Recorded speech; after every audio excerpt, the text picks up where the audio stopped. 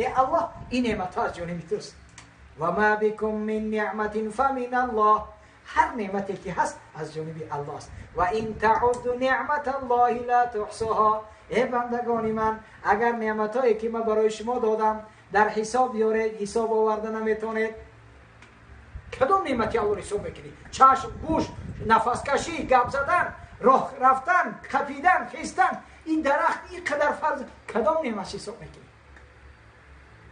ایده چی در کن؟ شکر در کن. باید شکر کنیم که الله این همش از جانب تو. الله سبحانه و تعالی میگه که ما یفعل الله بعذابکم ان شکرتم و آمنتم و کان الله شاکرا علیما.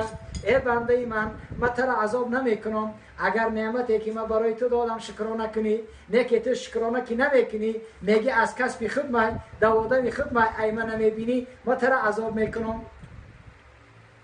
رزق ای کسب نبین، ای الله بین.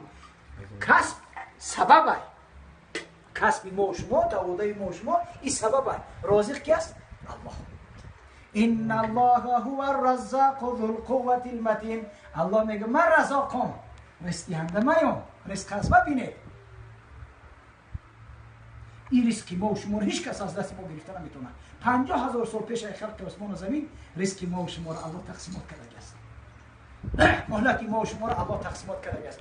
نه مهلت ما کم و زیاد میشه، نه رزق ما کم و زیاد میشه. تا وقتی که هستیم الله چه که در مقدرات ما نوشته است انا ما را میخوریم.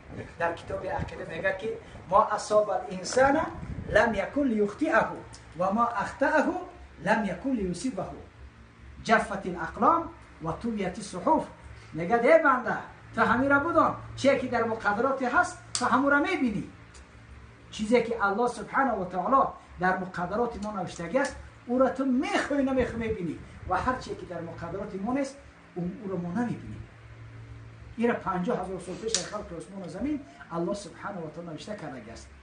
جفت القلوب، جفت الاقلام، قلم‌ها خوش شده است و طویت الصحف، صحیفه‌ها محکم کرده است. دیگه الله سبحانه و تعالی ایسر نو دیگه مقدرات ما رو نمی‌نویسه.